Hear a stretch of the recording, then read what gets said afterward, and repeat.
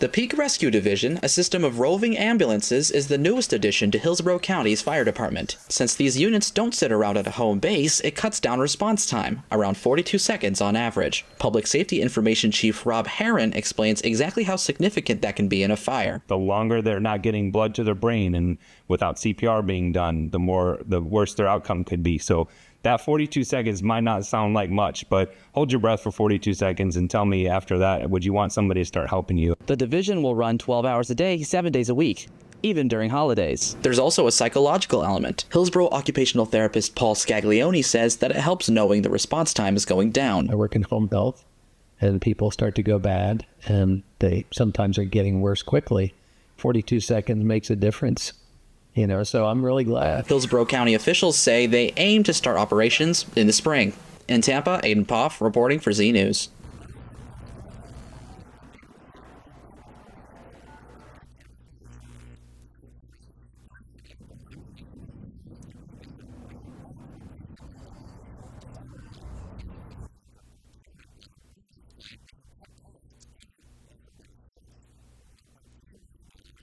$700,000.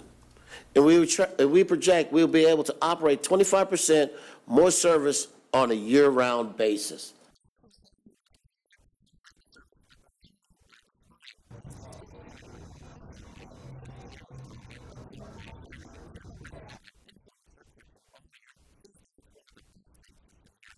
The best way to get to St. Pete, and it's a fun time, and it's affordable. So yeah, I think it's one of the most underrated aspects of Tampa.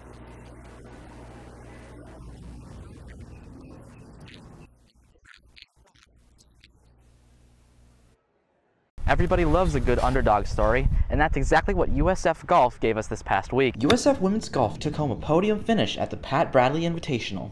This comes after a 7th place finish at the Canadian Collegiate Invitational, where the Bulls beat powerhouses like Michigan State and Purdue. But according to head coach AJ Newell, it wasn't a walk in the park.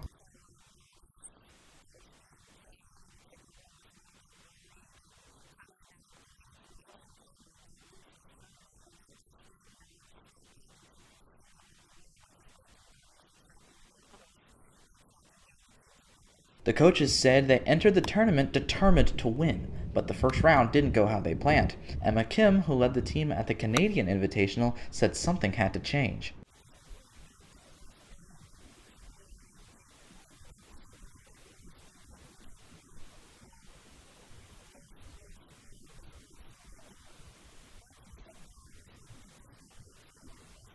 The change worked.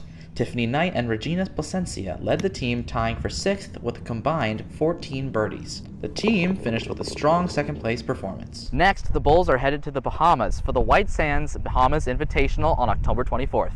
In Tampa, Aiden Poff reporting for Z News. Kroger announced that it's shutting down all Florida grocery delivery services on February 1st. The company says their fulfillment centers just haven't met financial expectations.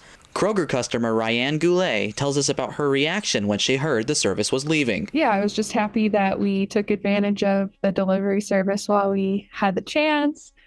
We had a new baby at the time, so it made life a lot easier. So we were sad. A WARN notice filed this week reveals over 1,000 layoffs statewide, 234 of which are in Tampa. Employees contacted by Z News declined to comment. Kroger says they're keeping locations with extra demand open a little while longer, but you can still receive orders through the end of January. In Tampa, Aiden Poff reporting for Z News.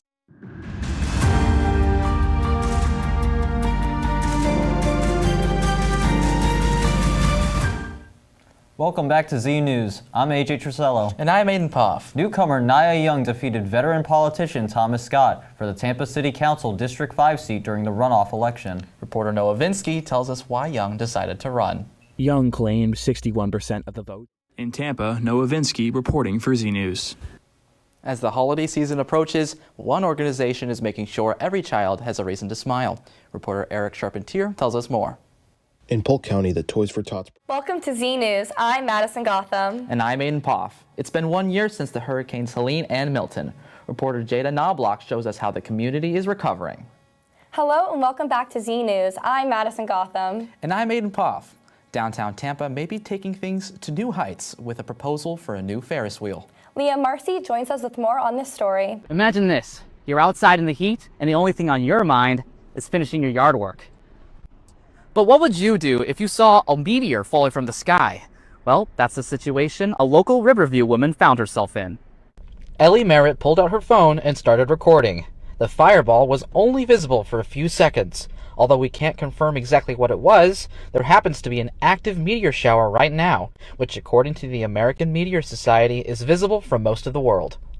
The shower peak is on November 5th. In Tampa, Aiden Poff reporting for Z News. Santiago getting into nationals. I'm really glad that he got there. Honestly, I was really excited to go, and there was a question of whether we could go or not. Mainly my mindset, I wanted to win again. I participated on nationals last year also. Once I left there, I said I need to come next year. Like I really want to be back here. Because last year I won the gold medal at divisionals. So I wanted to try to do a back-to-back and also prepare for, like my dream goal was doing the three-peat, so sophomore, junior, senior. Unfortunately it didn't happen, but being able to say that I was like at least top 80 college player in the nation was really, really nice. I spend a lot of time here at this club just trying to develop my skills and improve myself as a person and as a player. So it really helps that there's achievements to really show off like all the hard work that we put in as a team. To represent USF at the highest level means a lot to me, and I'm very grateful that I've been given this opportunity. Tiago was our only player, and then we brought along our coach, and I went. It's good to go to this type of competition with people that care about you and like trying to help you. It was nice that they calmed me down. Like I was really nervous in the day I got there. Like I lost my flight, like money and stuff. But they really calmed me up, said, dude, no problem, it's okay. But we really want to focus on like more of the team game and getting as many people as we can to like the highest level. I think that we have a good shot next year with how the team is looking. The University of South Florida's varsity Splatoon 3 esports team faced a tough loss, 3-4, against the University of Carolina San Diego in a back-and-forth 7-game series. Despite the defeat, the team is in good spirits. We lost to this team 0-3 in like playoffs of last semester, so you know some of the games were a little dicey, like obviously the disconnects. I mean, I still think we were in those games like even before they happened, but like we played better than we did last semester. Among the highlights was in Game 5, USF's coordinated defense held off a last-second push by UCSD to secure the win by a single point. Team member Benjamin March pointed to their opponent's strong sniper as a key challenge. He described UCSD as the best team that they've played in a while. Despite the loss, the team is optimistic about their playoff chances. They say that winning 2 of their next 3 matches will secure a spot in the playoffs, and they're confident against their remaining opponents. In Tampa, Aiden Poff reporting for Z News. My name is Andrew Ross, and I'm the esports coordinator here at USF. I actually began my journey at USF when I started graduate school in 2019. I began my graduate work in the Vinnick Sport and Entertainment Management program in the Mooma College of Business. During my time, kind of in between my first and second year, 2020, was the pandemic. Also, it just so happened at that time that the university was starting their esports program. The director of my graduate program knew I had an interest in video games and esports, and so I became an intern. Very similar to a lot of other people, I just played games for fun. It's how I hung out with my friends. Got my first Xbox for Christmas when I was like 14. Before that, I was playing Nintendo DS and GameCube at my grandma's house, right? So I didn't come from a competitive background, although I'm hyper competitive, so I always want to win. But I never played for like a team. Even when I was an undergrad, esports really still wasn't too much of a thing. None of the clubs existed.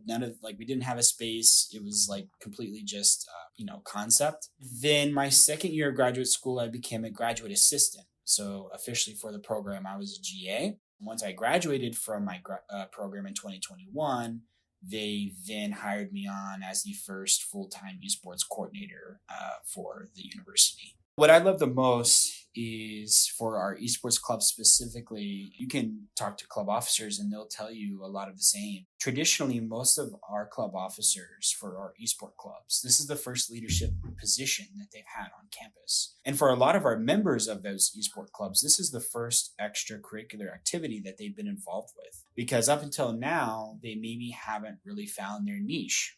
For gamers, this is the place to be on campus. Before this program existed, there wasn't necessarily an official university supported place to be. I think that the leadership skills and the development that students get both from an officer and as a member is really special. And watching the students create friendships, watching the students create lasting memories, the excitement when they win a match, or even on the casual side, just creating a friendship by finding somebody who plays Smash Bros with you or likes the same fighting game as you, and then watching them be able to grow into that friendship is really special. I think that esports for non-gamers, we often compare it to traditional athletics a lot. That sometimes is the easiest pathway for people to be introduced. So, for example, one of our clubs is Rocket League. How I describe it to people is it's soccer, but you drive a car and you drive the car into the ball and you try to put the ball into the back of the net. It takes communication, it takes leadership, it takes tenacity, right, to be able to try to work together to complete the objective. So esport is no different than sport. It just looks a little bit different. Rather than a football as our equipment is here inside this lab. But the concept is the same and the outcome is the same and the skills that you can learn from it, teamwork, that strategizing, preparation is the same as it is with traditional sports.